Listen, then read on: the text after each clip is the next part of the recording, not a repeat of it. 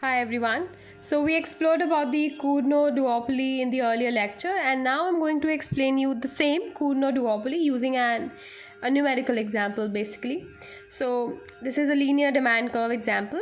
Consider that this is the market demand curve which this duopoly is facing. Okay, so the duopoly is having two firms, firm 1 and firm 2, and this is the market demand curve. Okay, so and next you're also being given that the total production of the firm is Q, which sums up from Q1 and Q2, Q1 being the quantity produced by firm 1 and Q2 being the quantity produced by firm 2. Also suppose that both the firms have zero marginal cost. Anyway, in a duopoly they have constant cost, and they are straight away saying now that both have zero marginal cost. So MC1 and MC2 are both zero. Now you being given this scenario, so next the question arises, how will you find out reaction curve of firm 1, second reaction curve of firm 2, and third the market equilibrium. And market equilibrium is going to be at the point where RC1 and RC2 intersect. Fine. So we all know that in a duopoly, one of the firms maximizes its profit for a given output of the other firm. So likewise, what I'm going to do is I'll perform profit maximization for one of the firm, and I'll keep in mind the profit or the quantity produced by the other firm. So the revenue of first firm will be P into Q1, that is 30 minus Q into Q1, and for Q, if I write Q1 plus Q2, it will come out to be revenue as a function of quantity of firm 1 only, because it's the revenue of firm 1, 30 Q1 minus Q1 square minus Q2 Q1. Okay, now we all know that profit maximization condition requires MR equals to MC. Okay, so if you find out marginal revenue from this particular total revenue, that will be differentiating this equation with respect to Q1 will give you 30 minus 2Q1 minus Q2. It's here right in front of you. Then putting it equal to 0. So basically putting this MR1 in this equation, since MC1 is 0, this will give you Q1 is equal to 15 minus 1 upon 2 Q2.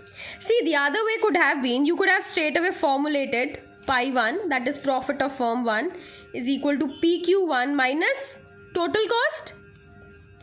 We all know marginal cost is 0, so that is going to be 0. PQ1 will be this revenue, 30 Q1 minus Q1 square minus Q2 Q1. Now once you have your profit function pi 1, mathematics maximization tells you that you differentiate the function with respect to that variable and put it equal to 0. So this will give you an equilibrium condition for Q1, that is Q1 star. So that actually will work out to be this. Okay, and this equation which determines quantity produced by firm 1 as a function of quantity produced by firm 2 is nothing but firm 1's reaction curve. Okay, so once I have firm 1's reaction curve, I can do the same procedure for firm 2. Then I'll have firm 2's reaction curve, and afterwards when I have both of these reaction curves, I can find their intersection point, that is the equilibrium. So let's go about that also. Firm 2's reaction curve will come out to be Q2 is equal to 15 minus 1 upon 2 Q1. They have straight away found this out. However, I performed it here for you. We have so this R1 will be R2 in case of firm 2, and that R2 is going to be P into Q2. So in places where Q1 is appearing, Q2 will come, and in places of Q2, Q1 will come. Okay, and similar process will give you equation or the reaction curve for firm 2, which is nothing but Q2 replaced for Q1. Okay, you can do it by yourself, it's quite easy. So that will work out to be Q2 is equal to 15 minus 1 upon 2 Q1 as written over here. Once you have both of these reaction curves, the equilibrium says that you find the point of intersection. Both of these reaction curves are plotted also over here. If you see, reaction curve 1 is Q1 is equal to 15 minus 1 upon 2 Q2. So to plot this, step 1 is to look for the intercepts. If Q2 is 0, Q1 will be 15. So that point is here. And if Q1 is 0, Q2 will be 30. So this point is here. Once you have both of these points, join this using a linear line, and that will give you this reaction curve. Okay. So I have, likewise, I can have both the reaction curves, and once you have both of these reaction curves, they're going to look like this. This is firm 2's reaction curve. This is firm 1's reaction curve. Okay. And after you have found out these reaction curves, the point of intersection is nothing but the Cournot equilibrium. And you can find that point of intersection by equating both of these reaction curves. Okay. So by solving both of these reaction curves simultaneously, you can obtain the equilibrium quantity produced by firm 1, Q1, and produced by firm 2, Q2. So that is being done over here. Q1 is equal to 15 minus 1 upon 2 Q2. And if you substitute Q2 for the reaction curve equation as you obtained, so it will give you Q1 is equal to 15 minus 1 upon 2 into 15 minus 1 upon 2 Q1. This will be Q1 is equal to 15 minus 15 upon 2 plus 1 over 4 Q1. That will be 3/4 Q1 is equal to 15 upon 2. Q1 is equal to 10. And Q2, 15 minus 1 upon 2 Q1 will also work out to be 10. Okay. So you have successfully been able to find out equilibrium quantities Q1 star and Q2 star. That is the Cournot equilibrium by the idea of reaction curves intersection. Okay.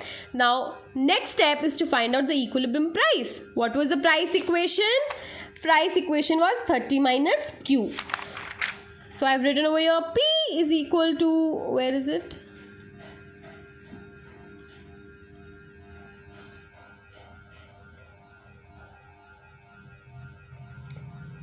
Okay, so we can find the price anyways. Price is equal to 30 minus Q.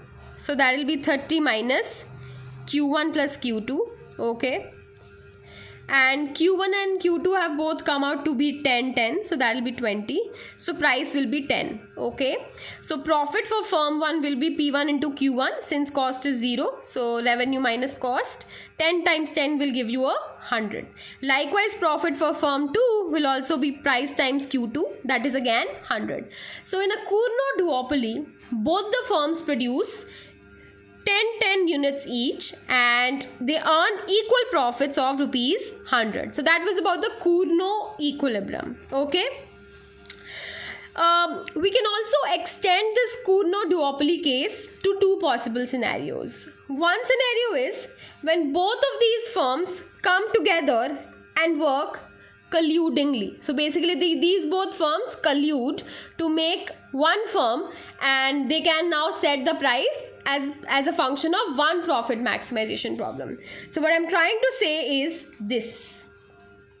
So if the firms are going to collude, what will happen? This.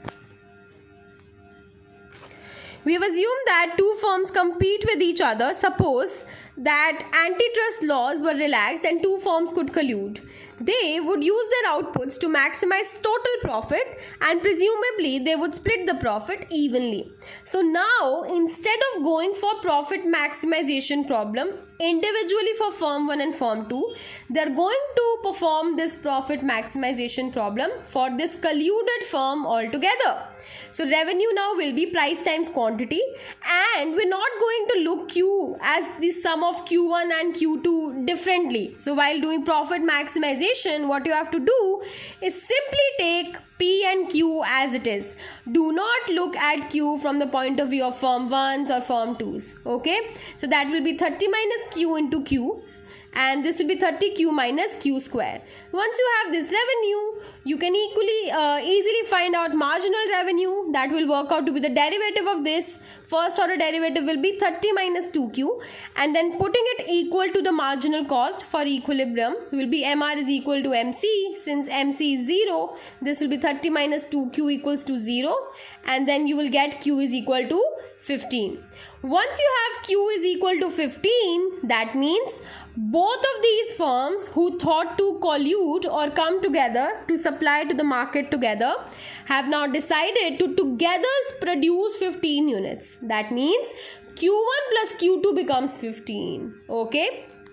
So Q1 plus Q2 becoming 15 would mean both of these firms have decided to produce equal quantities of the good. So 15 will get split into two equal parts, that is 7.5 and 7.5. So Q1 will be 7.5 and Q2 will also be 7.5.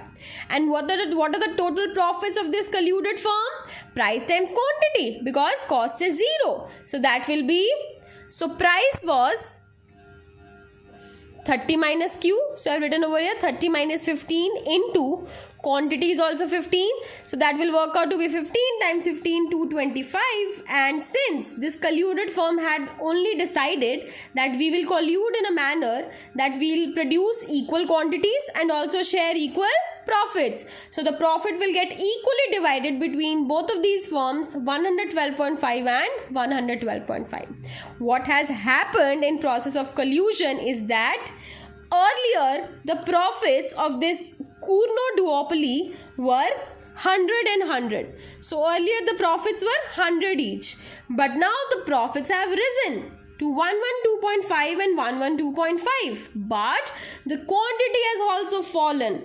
Earlier in Cournot duopoly, that is here, they were supplying Q1 equals to Q2 is equal to 10. That is this point. But now they are going to supply Q1 equals to Q2 is equal to 7.5. So, because of collusion, the society suffers, but these producers make good profits. So, they gain by supplying lesser quantity, but maybe at a higher price. Since price is now 15 as against price being 10 earlier. Okay. So Q1 plus Q2 equals to 15. This particular equation is also known as the collusive curve, because this depicts the idea of collusion. That is, they're both going to split this total quantity into two parts, that is Q1 plus Q2. They could have done in any fashion. So all those combinations which sum up to the total quantity of 15 give us the collusion curve. And in this particular diagram where we drew the reaction curves, we'll also draw the collusion curve, that is Q1 plus Q2 equals to 15. How to draw it? Simply find the intercepts. When Q2 is 0, Q1 is 15. That is this point. When Q1 is 0, Q2 is 15. That is this point. Join both the points with a straight line and you have a collusion curve. And where is this colluded firm going to produce? At a point where 15 is split equally between both the firms. That is 7.5 and 7.5. So that was one of the relaxations to Cournot duopoly, that what if both the firms collude. Now second relaxation is, what if both of these firms behave like competitive firms. Now let's come over here. If both of these firms are going to behave in a competitive market, the profit maximization condition will change. It is going to be price equals to marginal cost. Price is 30 minus Q and MC is 0. Okay. Now when price is 30 minus Q, MC is 0, you will have Q is equal to 30. Now again Q1 plus Q2 equals to 30 is the point how they in a competitive behavior they're going to produce in a fashion that 30 will get equally split between firm 1 and firm 2. So Q1 will be 15 and Q2 will be 15. What will be the profits now? Price times quantity, because cost is 0 here. So that will be price is 30 minus Q. Q is 30. Oops, 30 minus 30 is 0. That means profits have reduced to 0. Isn't it familiar? It is exactly familiar to the competitive markets. In perfectly competitive markets, since price is equal to marginal cost, the firms make 0 economic profits. So, if I plot the competitive equilibrium of Q1 and Q2 equals to 15, I will have this point. So, in this particular diagram, I have been successfully able to come up with 3 different scenarios. Number 1 was a Cournot duopoly, where I found out the reaction curves of each of these firms using the profit maximization individually. And then their point of intersection gave me the Cournot equilibrium, that is Q1 and Q2 equals to 10. Then I said that what if the antitrust laws were relaxed? That means the government allowed both of these firms to collude and become one big firm. Then the firms maximized profits and they arrived at a collusion curve. That was Q1 plus Q2 equals to 15, that is this line. And if they choose to operate here, that they decided that each one of us will be producing equal quantities, that is 7.5 and 7.5. So this is the collusive equilibrium. Okay, now second relaxation is when both of these firms will behave like perfect competition scenarios. So in a perfectly competitive scenarios, what will happen? Price is equal to marginal cost, and that will give us this point. Q1 equals to Q2 is equal to 15. And what do you see? Now the welfare is maximum. I mean, the quantity supplied in the market in case of a competitive equilibrium is the maximum, 15 and 15. Like in Cournot it was 10-10, in collusion it was 7.5. That means the most efficient market form is a competitive equilibrium. That obviously is, because in this case the firms lose on their economic profits but maximize the surplus to the society as a whole. So that was a lesson, and in a way we have summarized all three cases with one duopoly example of Cournot. In the next video, we'll explore more about a Stackelberg model. Thank you for watching.